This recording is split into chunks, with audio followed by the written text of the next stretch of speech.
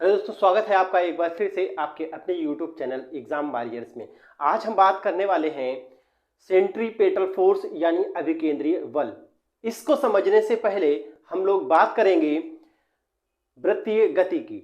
तो वीडियो में आगे बढ़ने से पहले मेरी आपसे एक रिक्वेस्ट है, आप वीडियो को लाइक कर दीजिए। अभी तक हमारे चैनल को सब्सक्राइब नहीं किया तो हमारे चैनल को सब्सक्राइब कर दीजिए। आइए चलते हैं और देखते हैं कि वृत्तीय गति क्या होती है।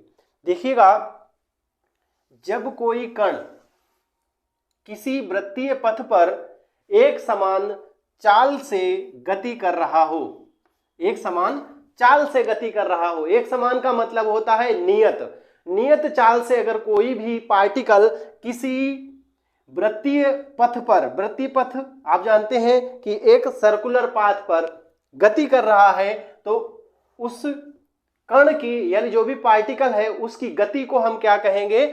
वृत्तीय गति कहेंगे। यहां तक बात समझ में आई? वृत्तीय गति कहेंगे। ठीक, क्या होना चाहिए? चाल उसकी नियत होनी चाहिए, लेकिन उसका जो वेग होगा वो क्या जाएगा? बदलता रहेगा। क्या जाएगा? बदलता रहेगा। अब आप कहेंगे कि चाल नियत रह रही है लेकिन वेग बदल रहा है, ऐसा कैसे संभव है? ऐसा इसलिए संभव है क्योंकि चाल और वेग को जब हमने डिस्कस किया था तो चाल हमने देखी थी कैसी राशि है? एक अदिश राशि है।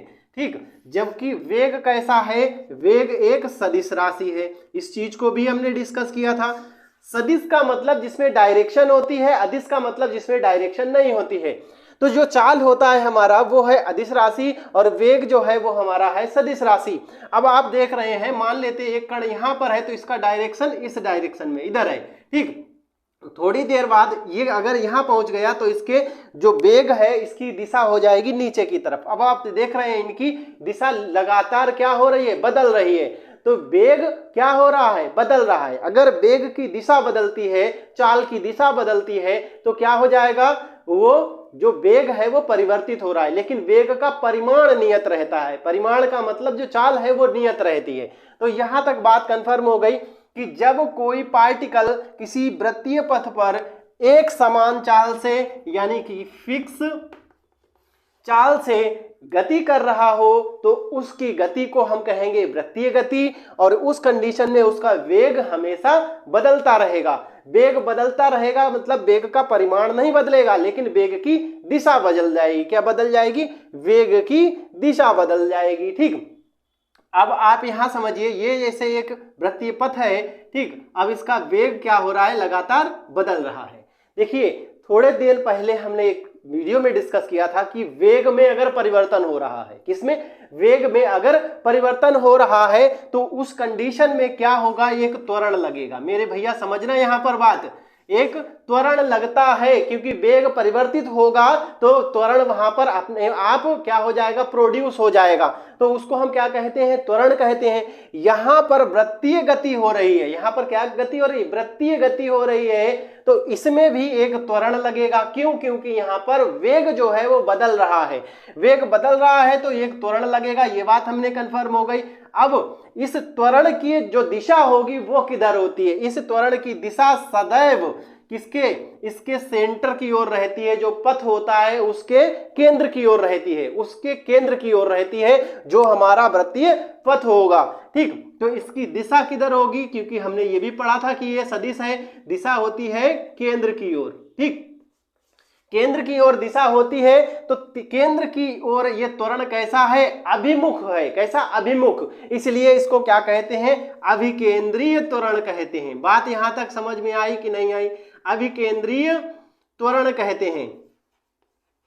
ठीक, तो अभिकेंद्रीय त्वरण कब लगता है? जब कोई पार्टिकल एक सर्कुलर पाथ पर, एक वृत्तीय पथ पर गति कर रहा होता है। तो यहां तक त्वरण में समझ गए। थोड़े दिन पहले ही उसी वीडियो में हमने डिस्कस किया था फोर्स, बल। ठीक, अगर कहीं पर त्वरण लग रहा है और त्वरण में परिवर्तन हो रहा है, ठीक है, देखो मेरे भैया यहाँ त्वरण में परिवर्तन होगा। मानते यहाँ पर कोई पार्टिकल है तो इसकी डायरेक्शन त्वरण की इस डायरेक्शन में होगी, लेकिन अगर यही पार्टिकल यहाँ पर पहुंचेगा तो इसकी डायरेक्शन सीधे इस डायरेक्शन में हो जाएगी। यानी त्वरण भी बदल रहा है। तो उस कंडीशन में त्वरण बदल रहा है, और त्वरण में अगर परिवर्तन होगा तो त्वरण में जैसे ही परिवर्तन होगा तो यहाँ पर क्या? एक बल उत्पन्न हो जाएगा। क्या? बल उत्पन्न हो जाएगा। त्वरण में परिवर्तन होने से। यहां तक बात समझ आई कि नहीं आई? अगर त्वरण में परिवर्तन हो रहा है तो एक बल उत्पन्न होगा और इस बल की दिशा किधर होगी? इस बल की दिशा भी होगी केंद्र की ओर, और इसीलिए इस बल को क्या कहते हैं? अभिकेंद्रीय बल। बात यहां तक समझ आई कि नहीं आई? बोलिएगा भैया। अभिकेंद्रीय बल कहते हैं। ठीक, तो अब यहां पर समझ आ गया। देखो, जब कोई कण एक वृत्तीय पथ पर गति कर रहा होता है तो उस पर एक बल कार्य करता है जिसकी दिशा सदैव पथ के केंद्र की ओर होती है। इस बल को हम क्या कहेंगे? अभिकेंद्रीय बल कहेंगे, सेंट्रीपेटल फोर्स कहेंगे। यहां पर अभिकेंद्रीय बल हमारा कंफर्म हो गया। अब यहां देखिए अभिकेंद्रीय त्वरण भी हमारा कंफर्म हो गया। यहां तक कंफर्म हो गई बात। तो देखिएगा, अभिकेंद्रीय जो बल होता है वो केंद्र की ओर सदैव इंडिकेट करता है। देखिएगा, अभिकेंद्रीय बल जो होता है वो होगा mv²/r, जहां पर m क्या है? कण का द्रव्यमान है। कण का क्या है? द्रव्यमान है, मास है। ठीक, और यहां पर जो v देख रहे हैं वो क्या है? वेग है। ठीक, r जो आप देख रहे हैं वो पथ की त्रिज्या है। क्या है? पथ की त्रिज्या। ठीक, इतनी बात कंफर्म हो गई। अब देखिएगा, अगर कोई कण एक वृत्तीय पथ पर गति कर रहा है, ठीक, और उसको आवश्यक अभिकेंद्र बल ना मिले तो क्या होगा? तो वो इस पथ से बाहर चला जाएगा, और बाहर जाएगा तो स्पर्श रेखीय गति में जाएगा। ठीक, पथ से बाहर चला जाएगा।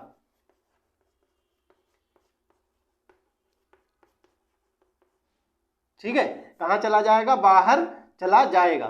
कब? जब इसको आवश्यक अभिकेंद्रीय बल नहीं मिलेगा। कहने का सेंस ये है कि अगर कोई कण अभिकेंद्रीय वृत्तीय पथ पर बने रहना चाहता है तो उस कंडीशन में उसको ये बल आवश्यक है। अगर ये बल नहीं मिलेगा तो वो उस पथ पर गति नहीं कर पाएगा। इसीलिए आप लोगों ने देखा होगा कि जो रोड होते हैं, सड़क जो होती है, ठीक, वो एक तरफ से उठी रहती है। क्या है? उठी रहती है। कब उठी रहती है? जहां पर मोड़ होता है वहां पर एक तरफ से उठी रहती है, बाहर की ओर उठी रहती है। तो उठी रहने का मतलब होता है आवश्यक अभिकेंद्रीय बल मिल सके। क्या? आवश्यक अभिकेंद्रीय बल मिल सके। ठीक, आवश्यक अभिकेंद्रीय बल मिल सके, इसलिए क्या होता है? वो रोड एक तरफ से उठाकर रखी जाती है। अब कोई भी जब वाहन है किसी वृत्तीय रोड पर, मतलब मोड़ पर गति कर रहा है तो उसको आवश्यक अभिकेंद्रीय बल कहां से मिलता है? तो उसको आवश्यक बल जो आवश्यक अभिकेंद्रीय बल है वो टायर और रोड के बीच जो घर्षण बल लग रहा है उससे मिलेगा। किससे? टायर और रोड के बीच जो घर्षण बल लग रहा है उससे प्राप्त होता है आवश्यक अभिकेंद्रीय बल। आपने सुना होगा कि जो सूर्य है, सूर्य के चारों ओर हमारी पृथ्वी घूमती है और वृत्तीय पथ में घूमती है। तो पृथ्वी को सूर्य के चारों ओर घूमने के लिए जो आवश्यक अभिकेंद्रीय बल है वो कहां से मिलता है? तो सूर्य और पृथ्वी के बीच में वो जो गुरुत्वाकर्षण बल लगता है, ठीक, क्या लगता है? गुरुत्वाकर्षण बल, उसके कारण उसको क्या मिल जाता है? हमारी पृथ्वी को आवश्यक अभिकेंद्रीय बल मिल जाता है। इसी प्रकार से चंद्रमा और सूर्य के बीच में भी एक गुरुत्वाकर्षण लगता है, तो उससे उसको चंद्रमा को मिल जाता है आवश्यक अभिकेंद्रीय बल। इसी से वो अपने पथ पर बने रहते हैं। अब बात आती है कि मान लो अभिकेंद्रीय बल किसी को ना मिले, ठीक, अभिकेंद्रीय बल ना मिले तो क्या होगा? ठीक, तो क्या होगा? तो हमने आपको बता दिया कि वो बाहर चला जाएगा। तो उस कंडीशन में क्या होता है, उस कंडीशन को भी आप समझ लीजिए।